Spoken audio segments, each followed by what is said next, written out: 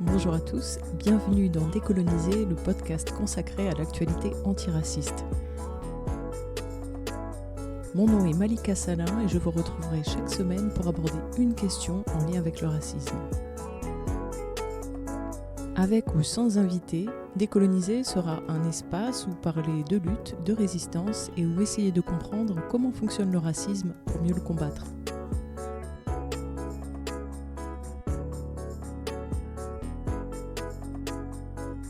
Il existe plein de visions différentes du système judiciaire. Par exemple, il y a des gens qui pensent que le système judiciaire est équitable et que si on se comporte bien, on n'aura jamais affaire à lui.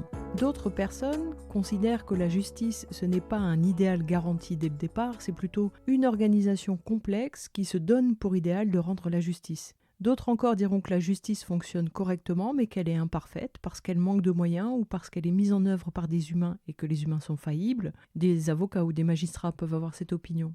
Et puis d'autres encore vont penser que, dans son fonctionnement par nature, le système judiciaire est inégalitaire. Parmi les gens qui pensent ça, on peut trouver des féministes qui diront que c'est une justice qui favorise les hommes. On peut trouver aussi des gens qui dénoncent une justice de riches, qui favorise les puissants et qui broie les pauvres. Et enfin, d'autres défendront que le système judiciaire est raciste par essence et pratique le deux poids deux mesures, c'est-à-dire que selon qu'il juge un blanc ou un non-blanc, il va juger différemment. C'est un discours qu'on entend de la part d'accusés ou de justiciables et en général, ils sont non-blancs.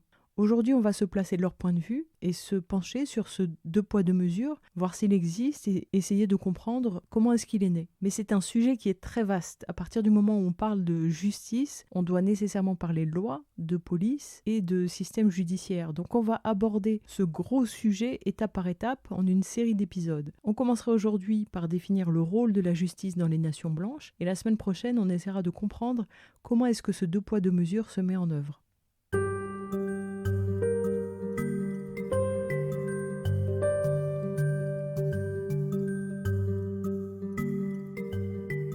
Quel est le rôle de la justice dans les nations blanches ? Pour comprendre ça, on va d'abord revenir sur ce qu'est une nation blanche. Ensuite, parmi toutes les nations blanches, on va essayer de comprendre quelle est la particularité de la France. On va voir que dans cette France, il existe des castes, mais qu'il est interdit de dire qu'elles existent. On essaiera de comprendre le rôle de cette interdiction. Et enfin, on terminera en observant que l'État ne s'applique pas à cette interdiction. Alors c'est quoi une nation blanche ? Les nations blanches, ce sont des nations à part mondialement, d'abord parce qu'elles se considèrent comme des nations à part, elles ne pensent pas être à égalité avec tous les autres pays, elles se considèrent au-dessus. Ce serait insulter un Français que de le mettre au même niveau qu'un Bangladais, par exemple. Et d'ailleurs, quand les nations blanches se représentent le monde entier, souvent elles ne parlent que des nations blanches. C'est-à-dire dans leur monde, il y a l'Espagne, l'Italie, l'Angleterre, les USA, l'Australie et quelques autres, éventuellement le Japon, la Chine, jamais l'Inde, surtout pas l'Afrique du Sud ou le Brésil, ou encore moins le Cambodge. Le reste, ça appartiendrait à un autre monde, c'est-à-dire ce ne seraient pas des pays mais des destinations de tourisme. Ces nations blanches ont plein de points communs. Elles ont construit leur force économique et politique en exploitant des pays qu'elles ont mis sous domination. Elles continuent de le faire sous des formes subtiles. Autre point commun, elles occupent des places supérieures dans les instances internationales censées être neutres et égalitaires, c'est-à-dire que dans ces endroits-là, leur voix compte double ou triple, et elles ne voient aucune indécence à faire partie d'instances où le monde entier n'est pas représenté, mais instances qui prennent des décisions pour le monde entier ou qui vont impacter le monde entier. Qu'est-ce qu'elles ont en commun encore ? Eh bien, ce sont des nations d'opulence, c'est-à-dire que tout est en excès et le niveau de vie y est plus élevé qu'ailleurs. Et enfin, point commun très important, elles utilisent la race pour administrer le pays. Le racisme structure ces sociétés, c'est pour ça qu'on y parle de racisme structurel. Si on prend l'Australie c'est une nation blanche. La race y organise la répartition des richesses, des terres et des droits.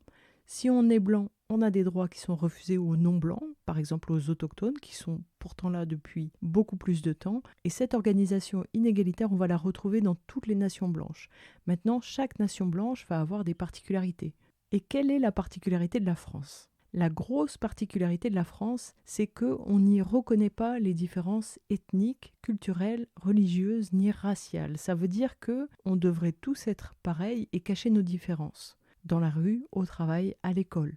En ça, la France confond différence et hiérarchie parce que différencier, quelles que soient les raisons de le faire, ce n'est pas nécessairement discriminer. Mais pour la France, différencier, c'est faire du racisme. Et si on ne connaît pas un autre fonctionnement que le fonctionnement français, on peut avoir le sentiment que c'est normal. En vérité, c'est une particularité, c'est même une bizarrerie au niveau mondial, parce que dans la plupart des pays du monde, les gens connaissent les différences ethniques, culturelles, ils savent les nommer sans que ça ait un autre sens ou une volonté malveillante. Ça, c'est la particularité française. Si on compare avec un pays qui est très proche, en Grande-Bretagne, avoir une appartenance ethnique qui va nous rattacher à un groupe racial, c'est une évidence. Imaginons un jeune. Caleb, il est né à Leeds, de parents trinidadiens. Si on lui demande de se présenter, il dira « Je suis britannique, originaire de Trinidad.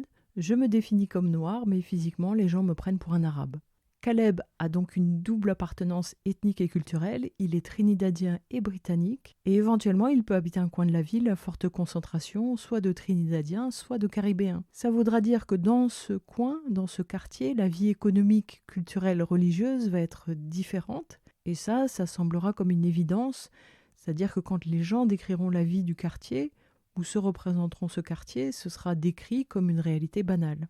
Et dans le même temps, Caleb est à 100% britannique et à 100% trinidadien, et les deux ne sont pas considérés comme incompatibles. Ensuite, pour l'appartenance raciale, Caleb, dans cette société raciste, va être rangé dans deux catégories raciales négatives, les Noirs et les Arabes. Il subira un racisme spécifique, la négrophobie, avec une déshumanisation, une sexualisation, on va le traiter comme si ses capacités intellectuelles étaient inférieures, etc.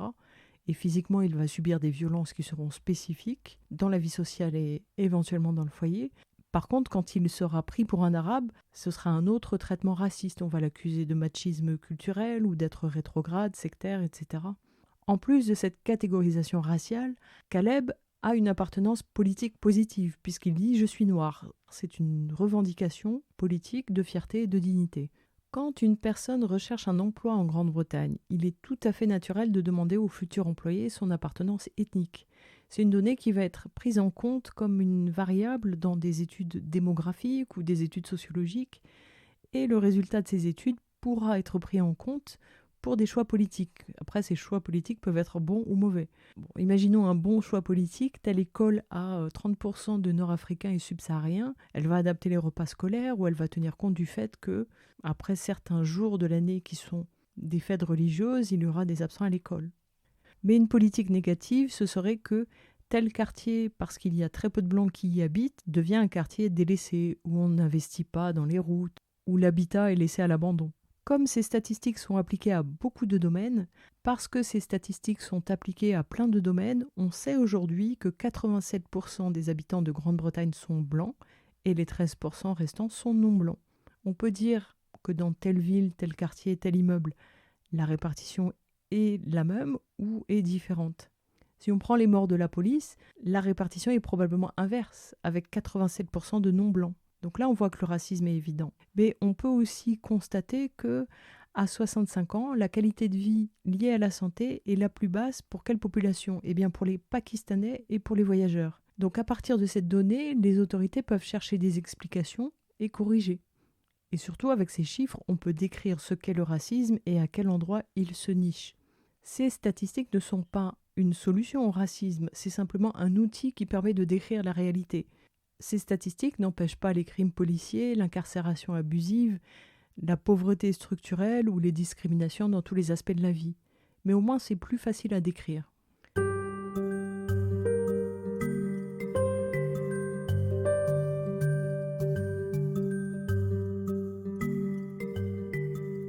Alors qu'en France, on est dans le déni du réel. C'est-à-dire que les différences n'existent pas dans le discours. Après, dans la réalité, elles sont évidentes. On sait qu'un blanc et un non-blanc n'ont pas accès aux mêmes opportunités, ont une espérance de vie différente, des droits et des devoirs différents. On le sait, mais c'est extrêmement difficile à prouver puisqu'on n'a pas le droit de prendre en compte les différences dans une étude scientifique. C'est interdit. Or, les politiques s'appuient sur les statistiques pour prendre des décisions et pour construire des politiques. L'absence de chiffres ne permet pas de corriger l'action publique ou de changer l'organisation de la société en vue de moins d'injustices. Ça peut être les injustices scolaires, les injustices de santé. Il y a des chercheurs qui tentent de trouver des solutions pour mesurée sans enfreindre la loi. Ils peuvent faire référence aux parents immigrés. Mais tous les non-blancs ne sont pas enfants d'immigrés, donc ça ne suffit pas comme critère. Et dès que les chercheurs manient d'un peu trop près la notion de race, ils se font sanctionner.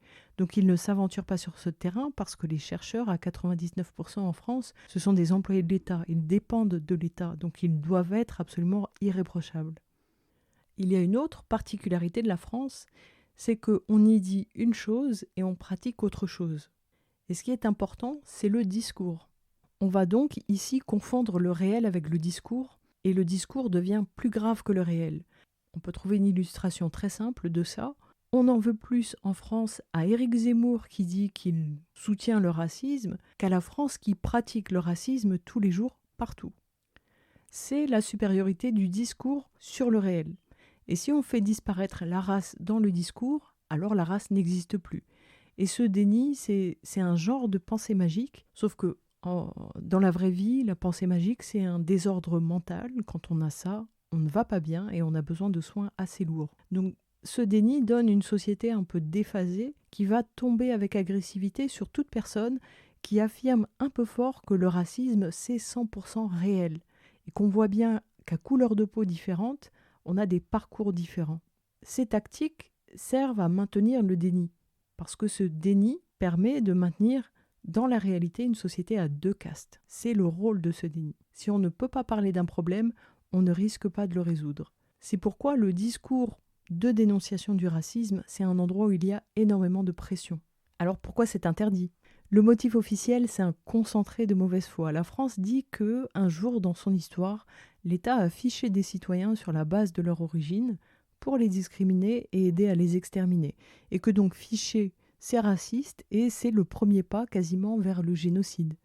En vérité, c'est un petit peu plus compliqué que ça, et ce n'est qu'une infime partie du problème. Et ce qu'on remarque là-dedans, c'est qu'il y a une leçon qui est tirée à partir d'une partie infime de l'histoire de la France nation blanche. Ce problème, quel est-il ? Les nations blanches ont divisé le monde en deux catégories d'humains. D'un côté, il y avait les personnes classées comme blanches, de l'autre, les personnes considérées comme non blanches. On peut parler de caste, puisque pendant plusieurs siècles, les nations blanches ont utilisé deux catégories de droits, un système pour chaque catégorie de population, celui appliqué aux blancs et celui appliqué aux non-blancs. Selon l'endroit où on naissait, selon la couleur de peau qu'on avait, dans le même pays, on se voyait appliquer des règles différentes. Et ces règles étaient écrites. Ça fonctionnait comme ça en France. Ainsi, en 1750, une personne considérée comme blanche qui naissait à Paris ou à Pointe-à-Pitre, la loi qui s'appliquait à elle était une certaine loi.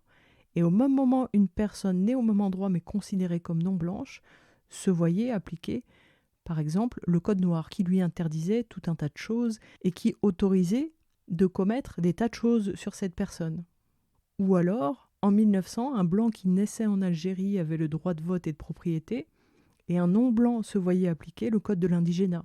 Puis au Cameroun, et en Haïti, et au Maroc, et au Sénégal, et en Kanaki, etc. Une fois dans l'histoire, des gens ont perdu le statut de blanc. Ainsi, des Français juifs ont pu naître sous la loi générale qui s'appliquait aux blancs et être dégradés quand les lois appliquées aux juifs sont nées. Ils sont donc passés d'une caste supérieure à une caste inférieure. À ce moment-là, l'État a mis en place un système pour identifier les gens, les recenser avant de les sanctionner sur la base des lois anti-juives. Deux systèmes officiels pour deux catégories de population. Or, à chaque statut correspondent des droits et des devoirs différents. Si on veut se pencher là-dessus, le livre d'Olivier Lecourt-Grandmaison sur le code de l'indigénat est vraiment très intéressant pour découvrir comment, dans la métropole et les colonies, s'appliquaient deux ordres politico-juridiques. Les sujets coloniaux ne sont pas des citoyens, donc on était dans une situation où on avait une double législation, un double gouvernement, une double administration, une double justice où chacun a ses juges et où chacun a ses lois. Toutes les nations blanches ont adopté ce fonctionnement. Ainsi, la liberté de circulation était refusée aux indigènes, les droits politiques aussi. Et quand c'était des délits ou des crimes qu'on retrouvait sur les codes appliqués aussi aux blancs, non seulement les sanctions étaient plus graves, mais les sanctions pouvaient être collectives. Et elles n'étaient pas judiciaires, elles ne relevaient pas du système judiciaire habituel. C'est l'autorité administrative qui décidaient librement de réprimer, qui n'avaient pas de compte à rendre. C'est pour cette raison qu'on s'est mis à parler de statut d'exception, de corps d'exception pour parler de notre statut politique. Il y a la règle et il y a l'exception à la règle. Et cette exception, pour nous, c'est la règle. Donc on commence à voir le rôle de la justice dans l'organisation de la société, puisque cette cohabitation de deux règlements, de deux systèmes de loi, c'est le fonctionnement habituel, discriminatoire que nous, les non-blancs, on a observé depuis des générations. Ce n'est que quand cela a été appliqué à des blancs européens que la cruauté de ces traitements est apparue de manière flagrante. C'est ce qui explique probablement le rejet a posteriori de ce qui a été commis sous ces lois anti-juives. Et quand il a été évident mondialement que ce qui s'était passé en Europe était indigne, la leçon que les nations blanches en ont officiellement tirée, c'est qu'il ne devait plus y avoir deux catégories de lois. C'est devenu un standard international. Voilà pourquoi le combat des Noirs américains contre la ségrégation des lois de Jim Crow a été compris mondialement. C'est aussi pourquoi le combat des Sud-Africains contre l'apartheid a été compris internationalement. Une loi pour des sous-hommes, cela, plus personne ne l'accepte. Un interdit est né à ce moment-là. Ainsi, le Code de l'indigénat est aboli en 1946. Mais, dans le même temps, ces pays sont organisés historiquement sur un système racial inégalitaire. Et le projet pour elles, ça n'a jamais été de remettre en cause ça. L'interdit français, ils l'ont construit non pas à partir des leçons tirées de tous les crimes racistes commis par l'État, seulement celui où des Blancs ont été déchus de leur blanchité. Pour tous les autres cas, pas de leçons à tirer. Simplement parce qu'on ne peut même pas dire que ça appartient au passé. L'islamophobie et l'arabophobie d'État, c'est très présent. La négrophobie et la romophobie, c'est maintenant, ici, et c'est très réel. Mais quand la majorité des codes spécifiques appliqués à des catégories spécifiques de population ont disparu, on en a déduit un peu vite que ça voulait dire que tout le monde se voyait appliquer la même règle, c'est-à-dire une population, une règle. Mais l'organisation générale et les lois n'ont pas été réformées. Le code principal, c'est le même, ce sont simplement les codes annexes qui ont disparu. Or, ces lois générales, elles organisent le fonctionnement du pays, parce qu'elles disent ce qui est autorisé et ce qui ne l'est pas. Et tout le système policier et judiciaire qui vérifie la mise en application de ces lois et qui sanctionne n'a pas changé. On a juste repeint la façade avec un interdit, un tabou, qui est une population, une règle. Et toute violation de cette règle, c'est considéré comme du racisme. Donc en France, différencier est interdit. La règle est devenue qu'en France, il est formellement interdit de ficher les gens en inscrivant leur nationalité ou leur religion ou leur ethnie ou leur race. Le faire, c'est, je cite, « rompre l'égalité devant la loi de tous les citoyens sans distinction d'origine, de race ou de religion ». Ce sont les chercheurs qui sont les plus concernés par cette interdiction, parce qu'eux doivent mener des études. Alors, ils sont très encadrés, ils doivent demander des autorisations à la CNIL, présenter leur objet d'étude, l'intérêt public de leur étude, vérifier le consentement des personnes, l'anonymat des personnes. C'est très, très encadré. Donc cette loi d'interdiction d'un référentiel ethno-racial, elle date de 1978. Alors quelques cas où cette loi a été enfreinte, le PSG, qui récemment a été condamné à 100 000 € parce qu'il avait fiché ses joueurs en les classant dans des catégories ethno-raciales. Il y avait africains, antillais, français au lieu de blancs. Ce fichier avait pour objectif de mettre en place des quotas pour limiter la proportion de joueurs noirs. Ainsi, un joueur noir n'a pas accédé à un club et conclut que c'était pour des raisons raciales, parce que sportivement, c'était injustifié. Pour ce fichier, le PSG a été lourdement condamné. Autre exemple, la mairie de Béziers qui a fiché les enfants des écoles en déduisant leur religion de leur nom. Elle voulait mesurer le taux d'élèves musulmans. Elle a été poursuivie, mais elle n'a pas été condamnée. Ceux qui sont pris le plus souvent à ficher en inscrivant des catégories ethno-raciales, ce sont les offices HLM. Mais ils sont rarement sanctionnés parce que l'État considère qu'il le fait pour des raisons nobles, la mixité sociale. Donc là, on se retrouve bien dans la zone grise des colonies. Il y a la règle, pas de fichier, et puis il y a l'exception où on ferme les yeux parce que l'État considère qu'il y a un but noble.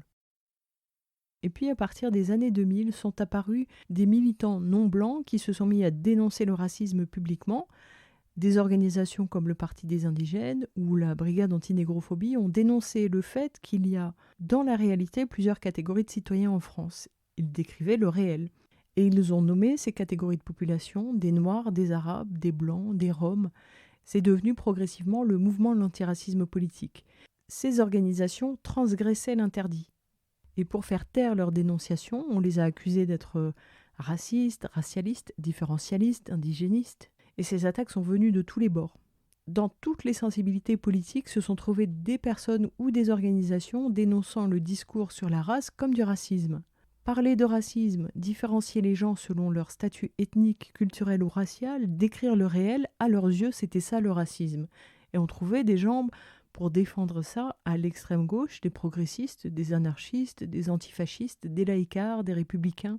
Ça dépassait les clivages politiques. Et ça pour une raison simple, c'est que le racisme, c'est un système total dont tous les bords politiques bénéficient.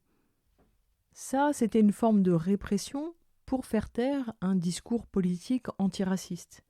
Ça pouvait se manifester, par exemple, quand des militants déclaraient que l'immense majorité des morts de la police sont des non-blancs.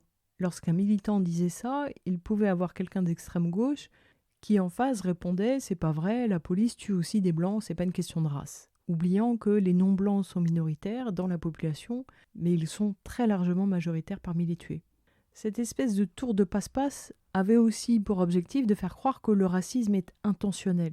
Le racisme ne commence pas d'exister quand on commet une action. Le racisme, c'est l'organisation du monde actuel. C'est un système basé sur l'injustice et c'est ce dans quoi on vit aujourd'hui. Et cette manipulation, elle est habile parce qu'elle amène de plus en plus de gens à penser que le racisme, ce n'est plus une réalité, c'est le passé, et il ne commence à exister que quand on en parle. Et grâce à ça, ils essaient de faire taire tous ceux qui combattent le racisme, que ce soit par leur militantisme ou que ce soit par leurs travaux de recherche.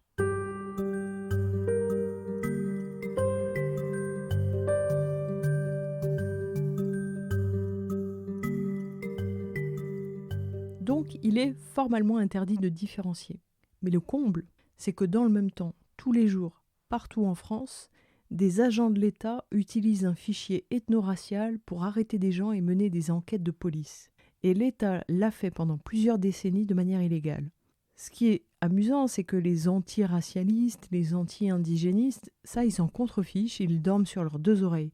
Pourtant, ce fichier, c'est le premier maillon d'une chaîne qui conduit à des abus policiers, par exemple des contrôles ou des gardes à vue, et des abus judiciaires qui peuvent être des écoutes, des enquêtes, des condamnations, des détentions, etc. Qu'est-ce que c'est que ce fichier ?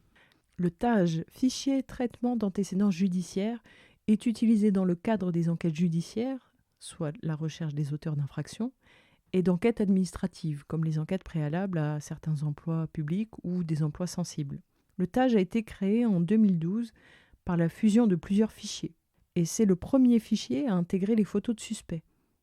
L'objectif qui était avancé, l'objectif officiel, c'était de faciliter l'identification des personnes par des systèmes de reconnaissance biométrique faciale pour identifier des individus filmés par des caméras de vidéosurveillance. Les séries américaines et les réseaux sociaux nous ont conditionnés à accepter cette idée, mais il y a 10 ans, c'était un véritable scandale. C'était évident que ça représentait une perte de liberté. Quand il a été créé, la police y a intégré 2 millions de clichés et des portraits robots issus du fichier Stick Canonge de la police nationale et aussi du fichier automatisé des empreintes digitales. Donc il disait « Cela va favoriser la reconnaissance faciale par vidéosurveillance », mais ce n'était pas leur seul but. L'autre but de l'État, c'était de normaliser le fichier Canonge, qui était utilisé alors que complètement illégal. Alors si vous ne savez pas que Canonge existe, sachez que c'est du lourd. Dans les années 1950, l'inspecteur Canonge crée un fichier pour faire des recherches à partir de profils raciaux. 4 catégories, noir, blanc, jaune, arabe. En 1992, Canonge est informatisé et perfectionné. On passe à 12 catégories ethno-raciales toujours en vigueur. Blanc caucasien, méditerranéen, gitan, moyen-oriental, nord-africain, asiatique-eurasien, amérindien, indien d'Inde, métis mulâtre, noir, polynésien et mélanésien kanak. Il y a 18,9 millions de fiches de personnes mises en cause dans le TAJ. Juste après sa mise en place, soit à la fin du deuxième mandat de Nicolas Sarkozy. Des défenseurs des droits s'étaient inquiétés. Ils disaient, mais il pourrait y avoir 2 millions de fiches, c'est très dangereux. 18,9 millions. C'est colossal.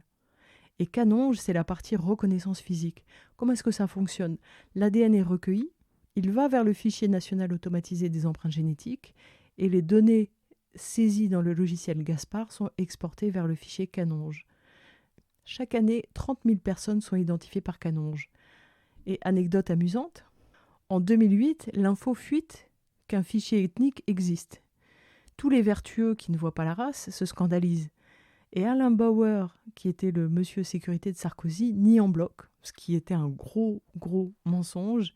Mais ce n'est pas le premier à mentir sur les fichiers illégaux, puisque la France a déjà nié utiliser le fichier MANS, minorité ethnique non sédentarisée, dans lequel les gens étaient distingués parmi les groupes à risque comme les manouches et les gitans.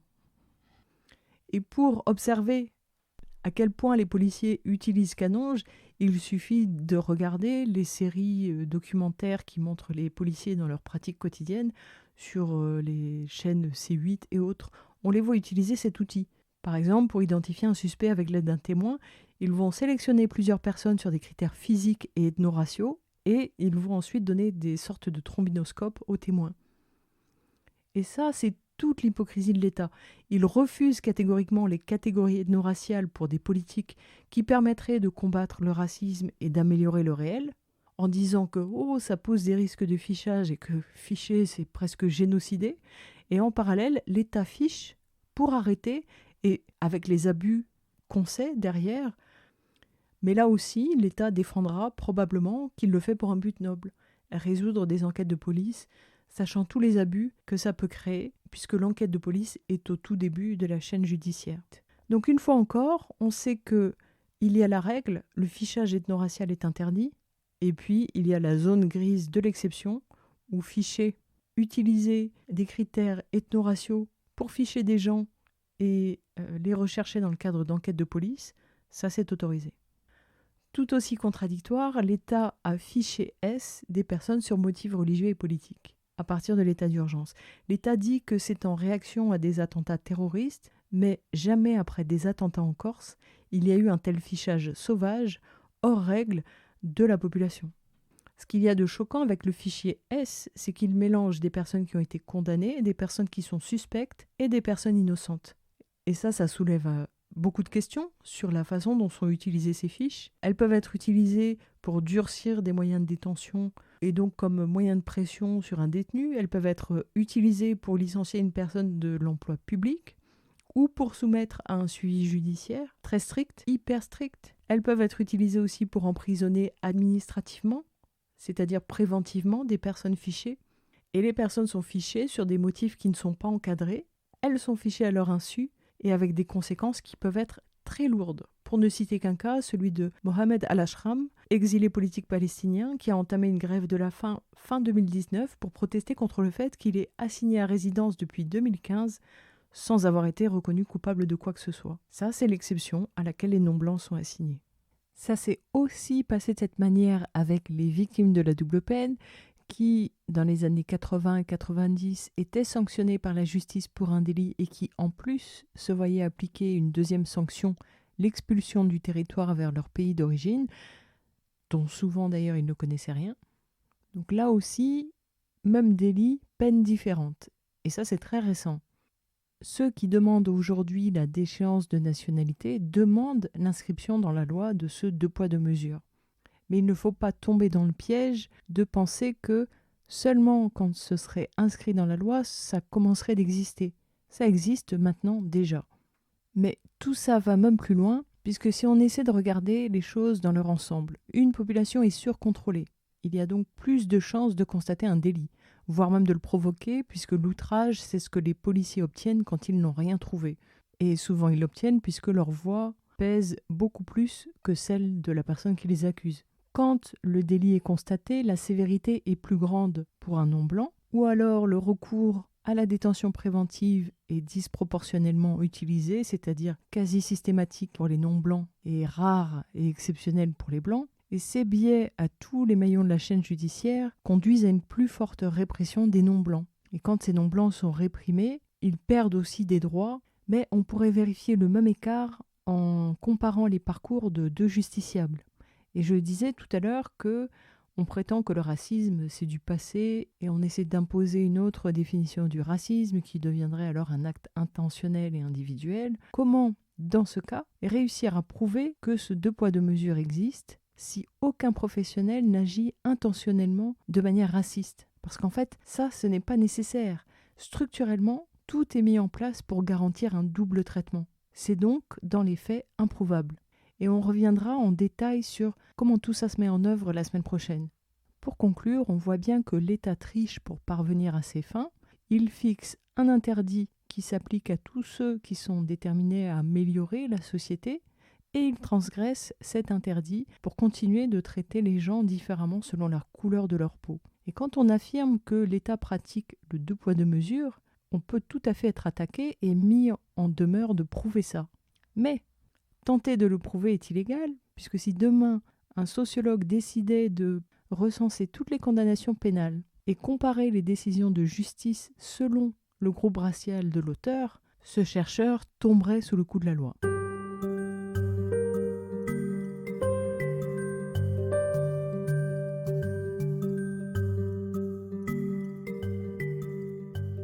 Sachant tout ça, quelle attitude est-ce qu'on doit adopter vis-à-vis de la justice ? Eh bien, il nous faut changer de manière de procéder. Aujourd'hui, comment est-ce qu'on fait ? On s'appuie sur la règle générale, on voit qu'elle est enfreinte lors d'un contrôle au faciès, pour un passage à tabac, pour une détention abusive ou un contrôle judiciaire illégal, et ensuite on est choqué. On ose demander s'il n'y aurait pas un deux poids deux mesures, parce que quand la France nous a dit désormais il n'y a plus qu'une règle, eh ben on avait tellement envie d'y croire qu'on a gobé le mensonge. Mais c'est faux. On voit que la police traite différemment, qu'à crime, délit ou faute égale, il n'y a pas le même traitement. On sait tous que ce deux poids deux mesures existe, et notre erreur, c'est de croire que c'est un dysfonctionnement. Le deux poids deux mesures, c'est le fonctionnement normal de la France avec les non-blancs. Simplement, c'est la première fois aujourd'hui depuis des générations que le code alternatif, le code d'exception n'est pas écrit. Il est tacite, et il s'applique avec la même efficacité qu'hier parce que c'est une tradition ici. Donc notre travail, au lieu de se laisser abuser par le discours qui nous dit que la règle est la même pour tout le monde, ce serait peut-être d'observer, d'essayer d'identifier les règles de ce code d'exception et pourquoi pas de l'écrire, ce code d'exception. Parce que la règle qui s'applique à nous, elle n'est écrite nulle part, c'est donc peut-être à nous de la décrire. Imaginons, si on mettait sur le papier quelles sont les peines encourues pour un blanc coupable d'un viol, pour un non-blanc coupable d'un viol, pour un blanc coupable d'outrage, pour un non-blanc coupable d'outrage. Tout ça à partir du réel, et le réel c'est quoi ? Ce sont les condamnations, depuis 10 ans, depuis 20 ans, depuis 30 ans. Et ce travail-là n'a pas encore été entrepris, mais il gagnerait à être fait.